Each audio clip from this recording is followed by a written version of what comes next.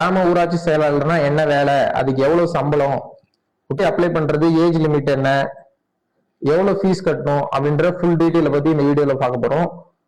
ஊராட்சி செயலாளர்ன்றது வில்லேஜ் பஞ்சாயத்துல இருக்கிற அதிகாரி. இப்போ அவருக்கு என்னென்ன பணின்னு பாத்தீங்கன்னா, வீட்டு வரி வசூல் பண்றது, அப்புறம் வந்து ஊராட்சி கணக்கு வழக்குகள் எழுதுறது, அப்புறம் 100 நாள் சம்பள வேலையை கண்காணிக்கிறது, ஊர்ல லைட் பிரச்சனை, ரோடு பிரச்சனை எல்லாத்தையுமே வந்து ஊராட்சி தலைவர் கவனத்திற்கு சென்று போறது, அதை முறைப்படி எப்படி செயல்படுத்தி மக்களுக்கு கொண்டு போய் சேர்க்கணும் அப்படின்றதுதான் அவரோட பணி. இவ்வளவுன்னு பாத்தீங்கன்னா 15,900 இருந்து 50,400 ரூபாய் வரைக்கும் ரேஞ்ச் வச்சிருக்காங்க. நீங்க ஸ்டார்டிங்ல போட்ட உடனே 17,000 18,000 அப்படி உங்களுக்கு வந்து சம்பளம் வந்து ஃபர்ஸ்ட் போய் ஜாயின் பண்ண உடனே கிடைக்கும்.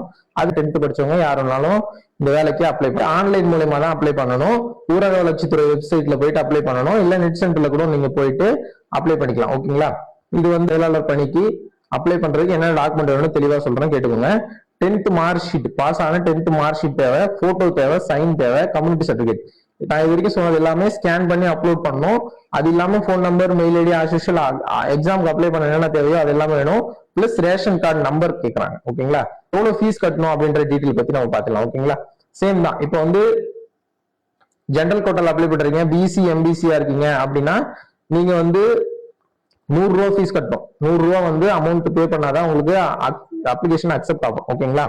அப்புறம் நீங்க எஸ்சி எஸ்டி அந்த விதவை மாற்றுறதுனால அந்த கோட்டால வந்து அப்ளை பண்றீங்க அப்படின்னா நீங்க 50 ரூபாய் மட்டும் ஃபீஸ் கட்டினா போதும். ஓகேங்களா? லாஸ்டா வந்து இது வந்து எக்ஸாம்லாம் கிடையாது, டைரக்டா வந்து 10th எடுத்திருக்கீங்களா மார்க், அதன் அடிப்படையிலையும் கம்யூனிட்டி ரேங்க் அடிப்படையிலும் ஏஜ் அடிப்படையிலையும் தான் மாவட்ட ஆட்சித்தலைவரை தேர்ந்தெடுப்பாங்க. ஓகேங்களா? வேகன்சி இப்போ தமிழ்நாடு ஃபுல்லா 1483 வேகன்சி கொடுத்துருக்காங்க.